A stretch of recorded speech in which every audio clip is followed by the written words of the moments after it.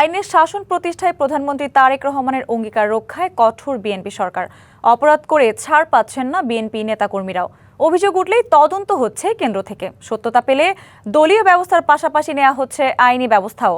বিএনপির দলীয় কঠোর অবস্থানের বিষয়ে আরও জানাতে বরিশাল থেকে সরাসরি যুক্ত হচ্ছেন সহকর্মী জিয়াদ মাহমুদ। জিয়াদ, সরকারের এই অবস্থান বরিশালে কিভাবে কাজ করছে জানাবেন।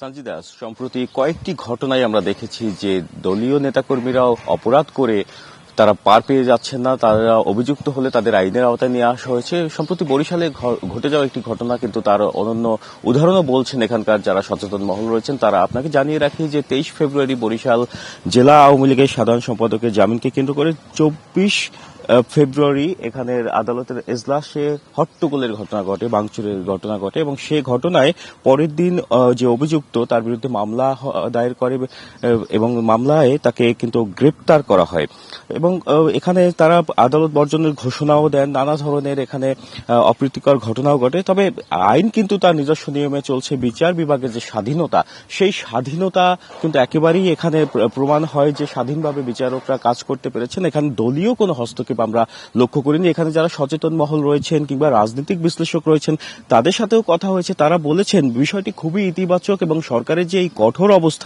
কঠোর অবস্থান জনমনে একটা প্রশান্তি এনে দিয়েছে এবং সাধারণ মানুষও বলছেন যে আইনের সুশাসন প্রতিষ্ঠায় দলীয় প্রধানের বা সরকারকে এরকম যদি কঠোর অবস্থানে থাকে তাহলে যে দেশ যেমন শান্তি এবং এগিয়ে যাবে তেমনি কিন্তু একটি সুশাসন প্রতিষ্ঠায় অনন্য নজির স্থাপন হবে। আমি একজনের সাথে কথা বলবো, এখানে আমাদের সাথে রয়েছেন। আসলে এই যে বরিশালের যে ঘটনাগুলো, আসলে এটি কি বার্তা দিচ্ছে? সরকারের কঠোর অবস্থান নিয়ে কি বলবেন?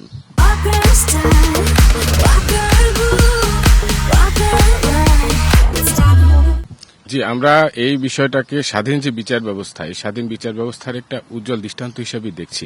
আপনারা দেখেছেন যে বিএনপির যে চেয়ারম্যান মানে প্রধানমন্ত্রী তারেক রহমান, উনি এই ঘটনায় নিশ্চুপ একটা ভূমিকা নিয়েছেন।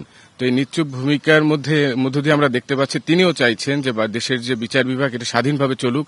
এই বিচার বিভাগে দলীয় মানে বিএনপি নেতাকর্মী সহ বা কোনো জাতি গোষ্ঠী যদি প্রভাব ফেলতে চায় বিচার কাজে, তা কঠোর হস্তে দমন করবে এবং তাদেরকে একটি আইনি কাঠামোর মধ্য দিয়ে গিয়ে বিচারের মুখোমুখি হতে হবে, সেই বার্তা দিচ্ছে। এর মাধ্যমে আমরা সাধারণ জনগণ যে জানতে পারছি যে এই বিচার বিভাগ খুব স্বাধীনভাবে পরিচালিত হচ্ছে। এই কারণে আমাদের মধ্যে আস্থা আগের চেয়ে বাড়বে। পাশাপাশি জনসাধারণ যাতে ন্যায় বিচার পায়, এই ন্যায় বিচার সুবিচার প্রতিষ্ঠার জন্য আমরা আরো এক ধাপ এগিয়ে যাব বলে আমরা মনে করি।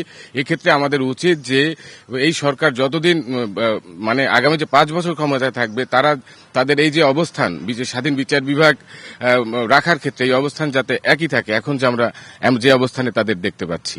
ধন্যবাদ আপনাকে। যেমনটি শুনছিলেন, এখানে সাধারণ মানুষ যারা রয়েছেন, সচেতন মহল যারা রয়েছেন তারা বেশ এই যে কার্যক্রমে সন্তুষ্ট এবং বলছেন যে এই ধারা যাতে ভবিষ্যতে অব্যাহত রাখে সেই বিষয়ে সরকার যে কঠোর অবস্থান, সেই কঠোর অবস্থান যেন বজায় রাখে। এতটুকু ছিল বরিশাল আদালতপাড়া থেকে আমার কাছে সবশেষ।